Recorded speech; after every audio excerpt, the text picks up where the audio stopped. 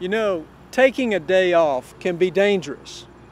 The best example I can think of took place here on the banks of the Augusta Canal 150 years ago this month.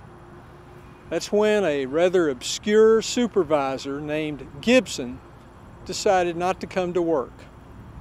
The result, perhaps the deadliest war-related incident in Augusta during the American Civil War.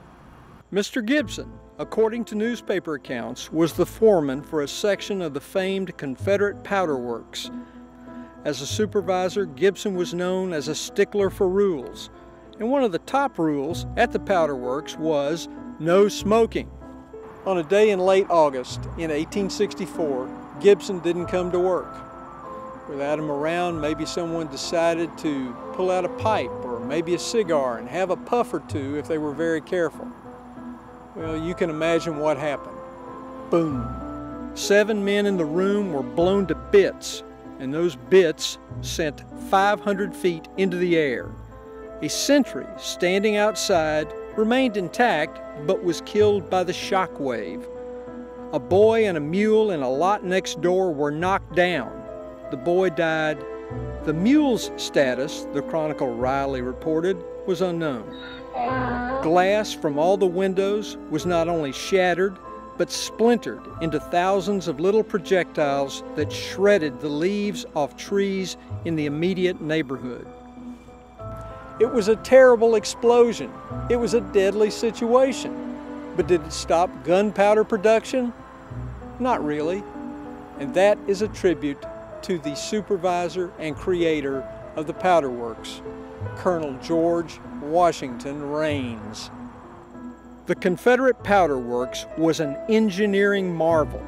It produced 2.75 million pounds of gunpowder between 1861 and 1865 from its 28-building complex along the canal. When the war began, federal war chiefs thought the South would fall quickly because they lacked many military necessities, including gunpowder. Rains surpassed all expectations.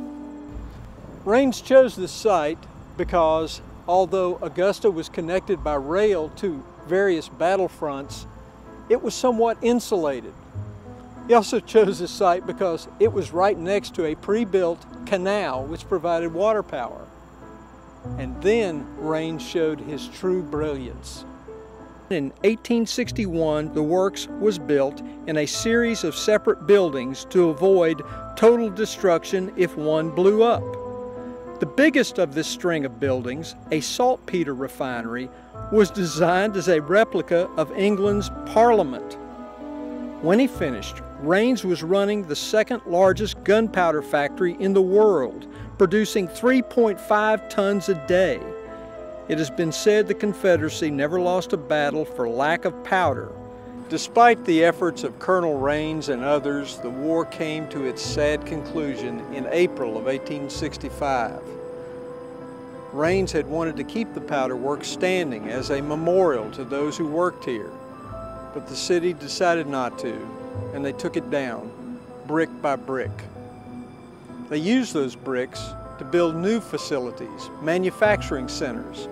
They also used them to build culverts and city streets. But they did leave the old chimney standing. In the late 1870s, Confederate memorial groups received from the City Council a deed for the spot as a memorial. Rains, then a professor of chemistry at the Medical College of Georgia, spoke at its dedication. And when he died in 1896, his will asked that the Confederate garrison flag he had hauled down at Augusta in 1865 be buried beneath it. That old chimney still stands today. And if, like Mr. Gibson, you decide to take a day off, you might come down here and look at it.